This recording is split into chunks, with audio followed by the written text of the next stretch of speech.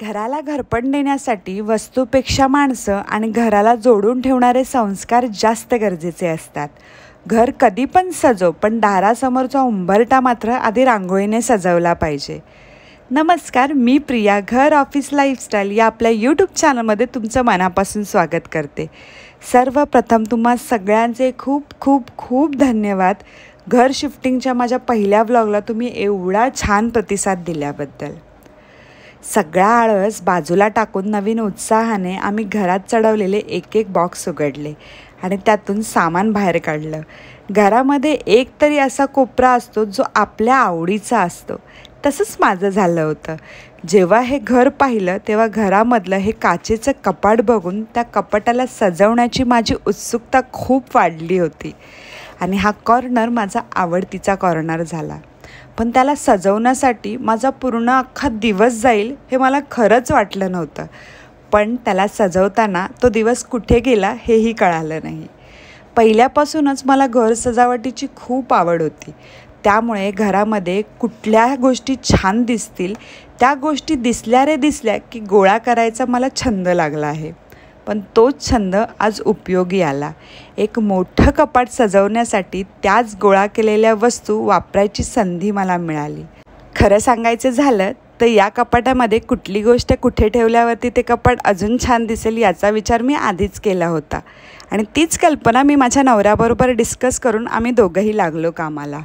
आश्चर्य वाटून घेऊ नका, हा माझाच नवरा आहे आणि आमच्या घरातील प्रत्येक कामामध्ये दोघांचाही सारखा वाटा असतो. मग अगदी ते झाडू पोछा असो किंवा घरातली साफसफाई असो किंवा लॉन्ड्रीला कपडे टाकायचे असो, आम्ही सगळी कामं दोघं मिळूनच करतो.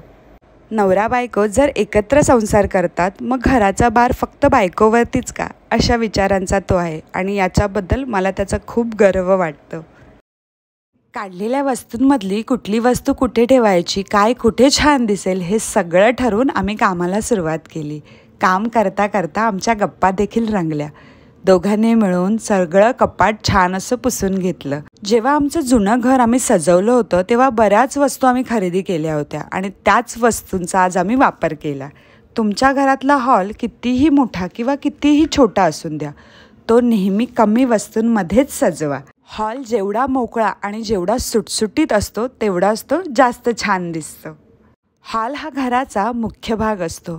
बाहेरची कोणतीही तिसरी व्यक्ती घरात आली की ती तुमचा हॉल बघून तुमच्या राहणीमानाबद्दल एक दृष्टिकोन बनवते आणि म्हणूनच घरातला हॉल हा नेहमी मोकळा आणि आकर्षित असावा. आता तुम्ही म्हणताल ह्याच्यासाठी कोण एवढा खर्च करणार, तर नाही, असं काहीच नाही आहे. हॉलमध्ये अगदी 1-2 रोपाच्या कुंड्या जरी ठेवल्या तरी पण हॉल हा खूप छान दिसतो. जर तुम्हाला खरी रोपं आणायला जमत नसतील तर तुम्ही खोटी रोपं देखील आणू शकता. जिथे टीव्ही आहे तो कोपरा नियमित पुसून घ्यावा. आता मला सजावटीबरोबरच झाडांचीही खूप आवड आहे. त्याच्यामुळे मी माझ्या घरातल्या प्रत्येक कोपऱ्यामध्ये 2 झाडं तरी नक्कीच ठेवते आणि त्यासाठी आपण इंडोर प्लांटचाही वापर करू शकतो. आता तुम्ही म्हणताल इंडोर प्लांट्स म्हणजे काय? इंडोर प्लांट्स म्हणजे घरात ठेवायची झाडं. ज्यात सगळ्यात स्वस्तात आणि मस्त भेटणारं झाड म्हणजे मनी प्लांटचं झाड. ते देखील तुम्ही वापरू शकता.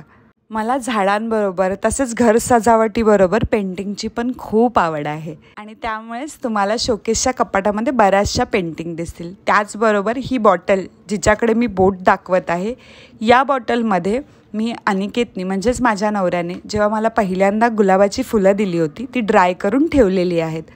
अशा छोट्या छोट्या गोष्टी करून तुम्ही तुमच्या घराला अजून जास्त क्रिएटिव्ह बनवू शकता. इथे आमच्या घरातले जेवढे काचेची भांडी होती ती आम्ही इथे ठेवलेली आहे, कारण या घराच्या जो किचन आहे तिथे ट्रॉलीज नाही आहेत आणि काचेची भांडी ही पटकन फुटतील, त्याच्यामुळे आम्ही शोकेशमध्येच काचेची भांडी लावली. आणि इथे छोटे छोटेसे शोपीस ठेवलेले आहेत जे माझ्या एका मैत्रिणी मला केदारनाथवरून आणले होते. सो त्याचा आम्ही इथे वापर केलेला आहे आणि अशा प्रकारे आमचं जे काचेचं कपाट आहे ते एकदम रेडी आहे आणि तुम्ही पाहू शकता किती सुंदर दिसतं हे कपाट. तर तुम्ही देखील अगदी कमीत कमी वस्तूंमध्ये सुद्धा हॉल अतिशय छान ठेवू शकता. तर त्याच्याबद्दल तुम्हाला काही टिप्स पाहिजे असतील तर नक्की कमेंट करा, त्याच्यावरती मी नक्की नवीन व्हिडिओ बनवेल. आम्हाला या घराबरोबरच सोफा भेटून गेला होता, त्याच्यामुळे आमचा सोफा घ्यायचा विषयच मिटला होता. पण जेव्हा हा सोफा आम्हाला भेटला तेव्हा तो अतिशय मळालेला होता.